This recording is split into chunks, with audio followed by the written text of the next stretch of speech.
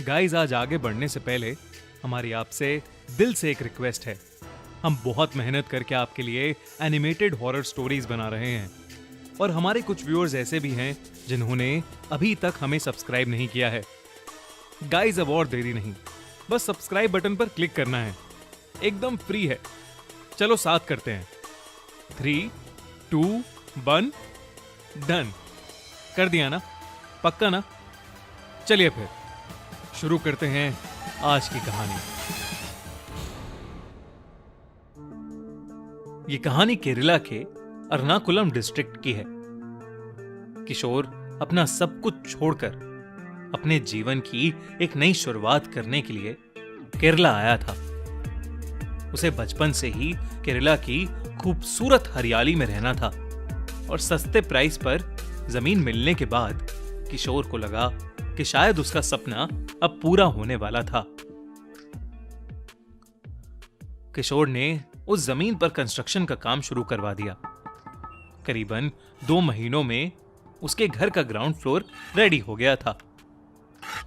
Rent afford करना किशोर के लिए थोड़ा डिफिकल्ट हो रहा था, इसलिए उसने तय किया कि वो अपने अधूरे बने घर के ग्राउंड फ्लोर पर ही रहेगा और इस तरह वो कंस्ट्रक्शन के काम को सुपरवाइज भी कर पाएगा।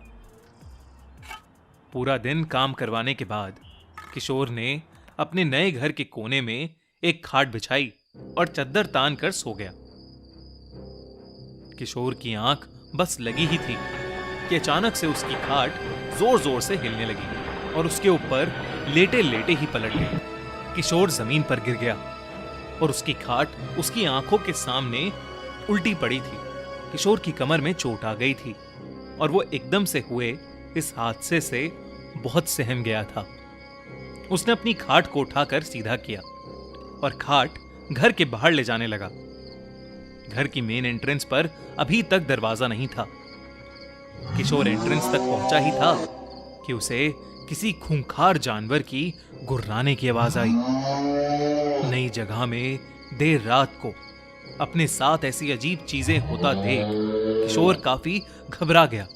वो कुछ कर पाता उससे पहले ही उसके घर की एंट्रेंस की छत अचानक से ढह गई।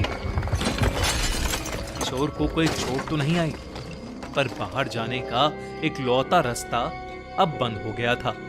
अब किशोर के पसीने छूटने लगे थे।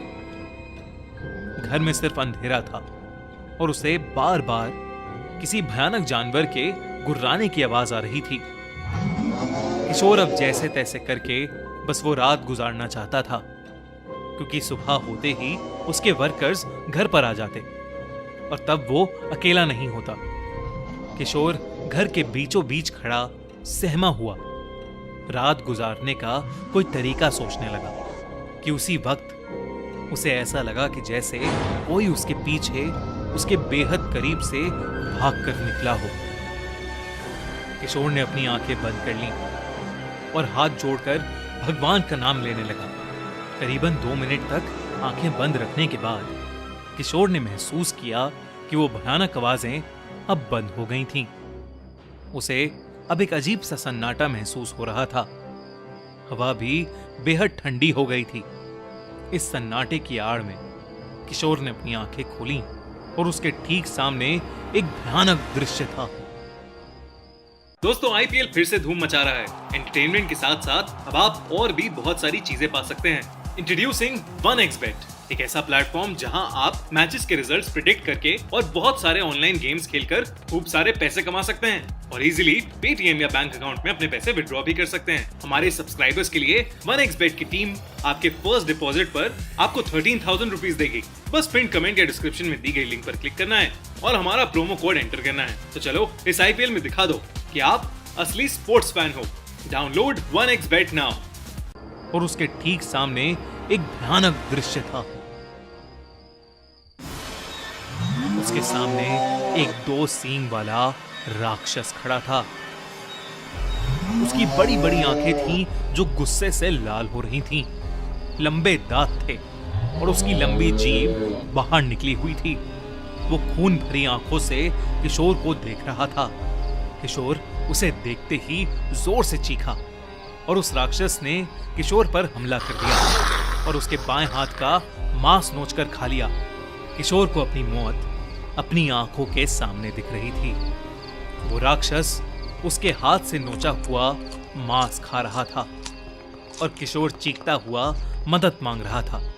कुछ ही पलों में किशोर का बहुत सारा खून बह चुका था और वो बेहोशी की हालत में आ गया था कि तभी उसे कहीं दूर से घंटियां बजने की आवाज आने लगी। कोई कहीं से जोर जोर से मंत्र उच्चारण करने लगा और उन मंत्र के उच्चारण से वो राक्षस शांत हो रहा था। किशोर के उसे देखते देखते ही वो राक्षस अचानक से वहां से गायब हो गया। किशोर को अपनी आंखों पर विश्वास नहीं हो रहा था, लेकिन उस राक्षस के गायब होते ही किशोर ने एक राहत की सांस ली।